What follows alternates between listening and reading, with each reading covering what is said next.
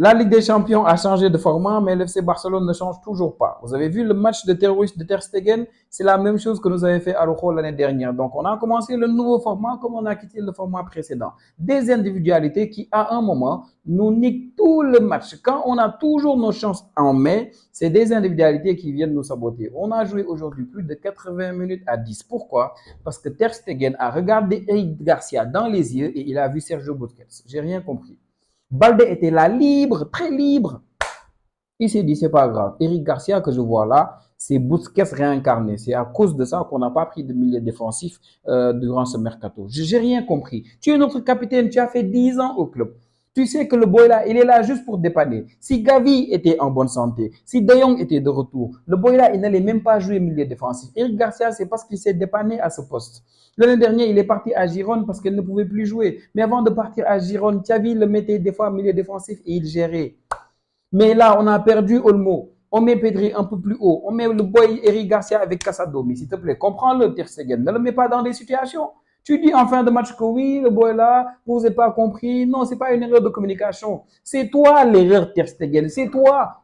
Même si Eric Garcia te dit donne-moi, j'ai Minamino aux fesses, mais donne-moi, tu ne le donnes pas là. Tu ne le lui donnes pas. Ça n'a pas de sens.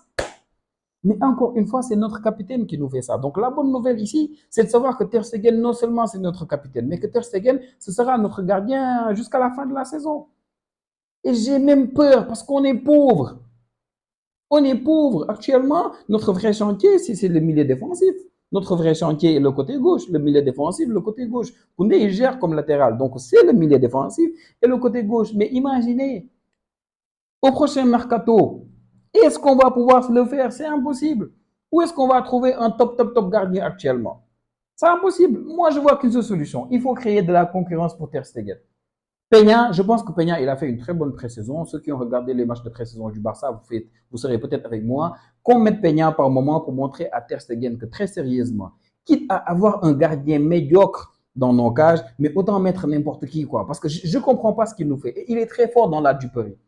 Si vous regardez le match de Ter Stegen, je vous jure, même moi, je peux sortir 45 secondes ou une minute où vous allez vous dire, ceux qui n'ont pas regardé le match, ah, finalement, c'est un bon gardien, le capitaine du Barça, là. Il ne l'est pas du tout. Croyez-moi, Ter Stegen, aujourd'hui, son match, si c'était une caméra cachée, le match allait s'appeler Ter Stegen quand ton point fort devient ton point faible.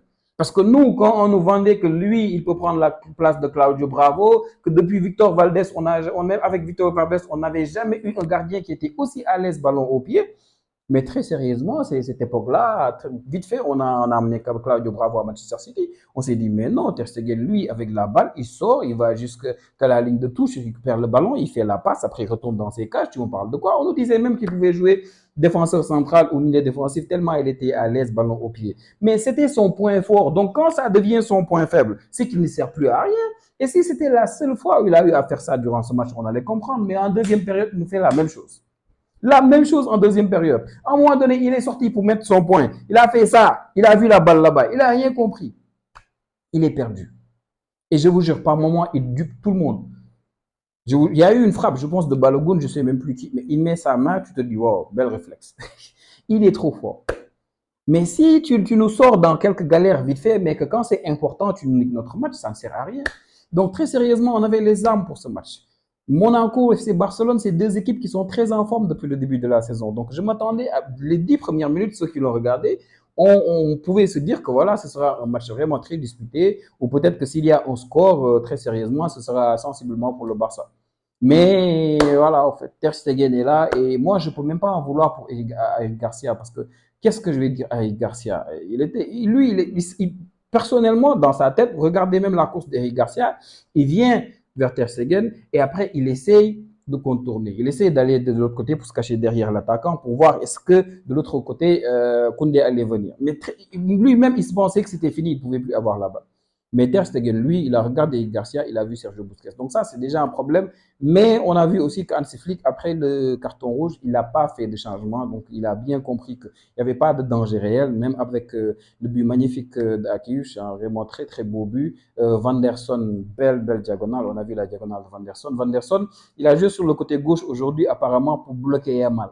Il n'a pas réussi ça, mais il a fait un excellent match. Je pense que c'est peut-être lui lui l'homme du match aujourd'hui côté Monaco et l'un des meilleurs de toute l'équipe parce que les deux buts, bah, ça vient de lui. Hein. Donc, belle ouverture comme ça, diagonale vers Akilius. Donc, Akilius de son pied gauche qui déroule bien. Donc, il y a Baldé qui, bon, naturellement, on connaît Baldé, qui n'a pas voulu trop s'emballer. Donc, il a accompagné un peu et il a pris Ter Stegen au premier poteau. Donc là, Ter Stegen n'a rien pu faire. On ne s'attendait pas à grand-chose de toute façon. Premier but comme ça. Après, l'équipe n'a pas lâché. On a vu que on a bien joué. Donc, des gens ont été obligés de se surpasser. Pedri a été obligé de jouer un peu plus bas. Rafinha a été obligé d'avoir son activité comme d'habitude. Donc, il était un peu partout. Lewandowski, je ne peux même pas lui en vouloir en fait. J'ai même pas envie de juger les joueurs parce que très sérieusement, ils ont fait comme ils ont pu. Parce qu'on a pris un rouge, on a été handicapés, ils ont été obligés de boucher les trous. Mais Lamine Yamal, très sérieusement, c'est le meilleur joueur du Barça. Rien à dire.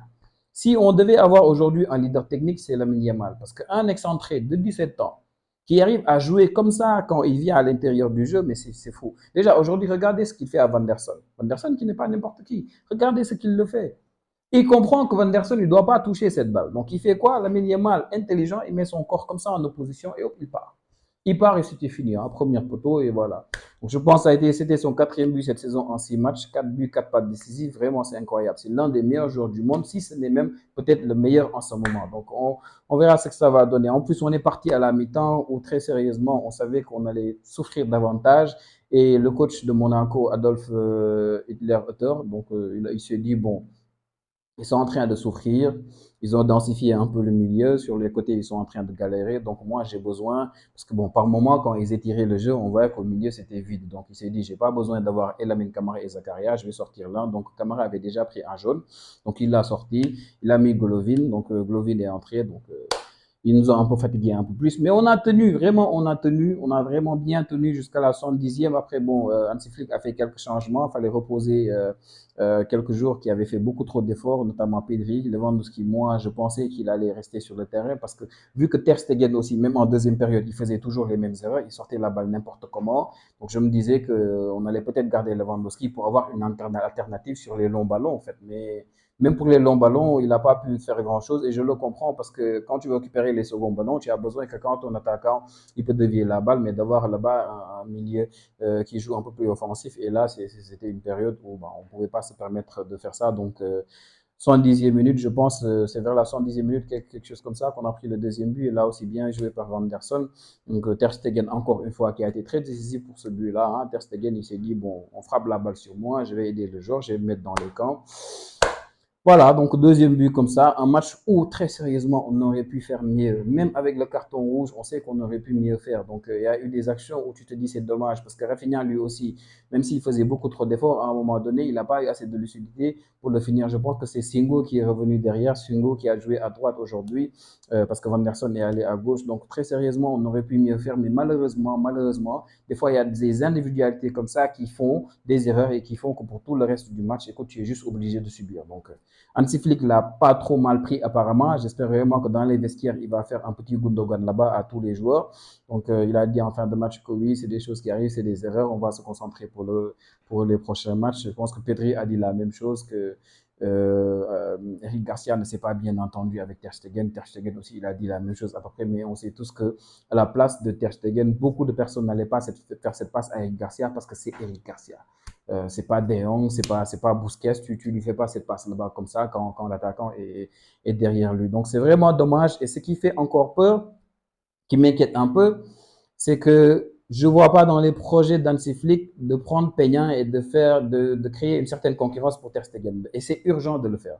Ter Stegen a vraiment besoin de concurrence parce que on peut pas le mettre trop à l'aise actuellement. Et ce qui fait aussi un peu peur, c'est que Monaco, c'est une équipe du chapeau 4.